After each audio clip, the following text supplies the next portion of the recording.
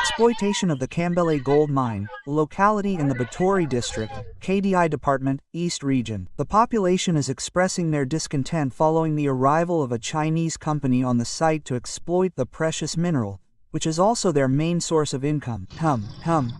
For us, we only want our children to work. The Chinese cannot give us even 5 francs.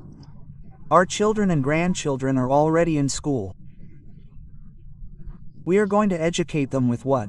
So we must have discussions here as with our children so that our children can attend.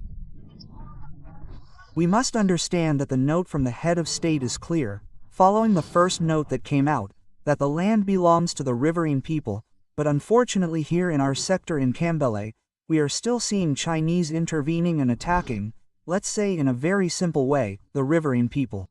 So they come to grab and snatch everything that remains from us. You see the land there, with all these people behind us, they are there to find food for the children and families. You see, it's already back to school and, above all, we are in election season, so the young people and mothers who are here are fighting their best to survive, but unfortunately the Chinese are once again coming to oppress them. The straw that broke the camel's back on Wednesday, July 30th, 2025, at this mining site. It was the arrival of the Chinese very late at night on board the machines and trucks ready to start the gold mining work again. This aroused fierce opposition from the locals who said no to any manipulation. No, we work by hand. How are we working? Did you see how we work by hand? Waste like that, we work. The Chinese come and chase us away again, telling us that we shouldn't work. And that's how they are behind us with the police. The police are threatening us on our own land. And while we are Cameroonians who can do this in the camp, in their villages, in their country, the Chinese.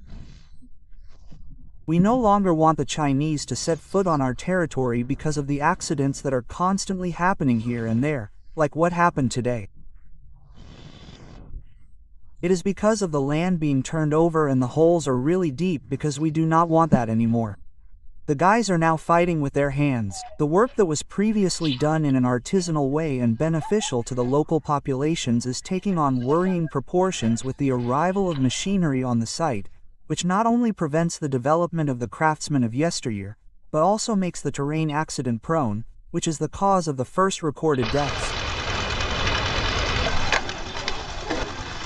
The populations unanimously say they no longer want to face these imposters who are allegedly plotting with certain members of the government who are going against the decisions of the head of state Paul Ba, who decided that this site be returned to the beneficiaries. The arrival of the Chinese in our country has created a different world here with our children from the rivers. We no longer want the construction site to be stopped, even if the state has stopped the construction site there. We are all very, very happy because our children were already slaves to the Chinese and were already here. The Chinese were already taking the only Cameroonian. They said it was for them. We no longer want the Chinese in our country. If there are no businessmen who can come and work with us, let the state stop it. If it is the Chinese, there will always be an uprising. The Chinese man is there. Slapping our children is the Chinese. Even asking, under orders, to shoot our children is killing the Chinese.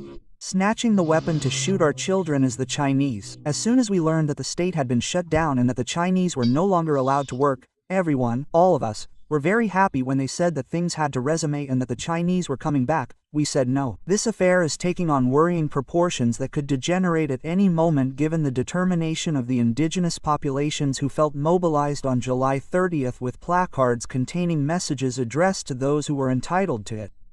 Fortunately, the competent authorities were urgently called upon on the eve of the presidential election, for which the people of KAMBELE are determined to vote 100% for Paul Biya. No.